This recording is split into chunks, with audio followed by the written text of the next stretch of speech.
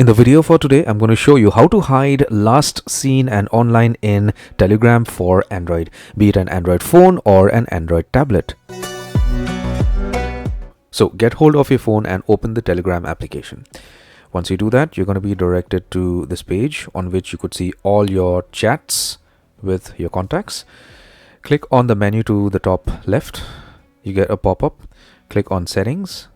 Here you have a lot of options, but under the settings option, you have privacy and security. Click on that, and then you get directed to this page. Here under privacy, click on last seen and online. So this is the page on which you could change your last seen and online. Here by default, everybody can see your last seen and online. If you want to hide that, check or select nobody, and after that you have to click on the tick mark to the top right out here to apply the settings, and now you could see that the last seen and online is changed to nobody.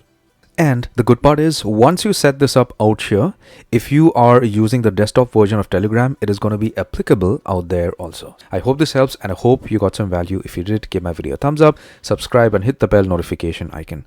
Take care, my friend.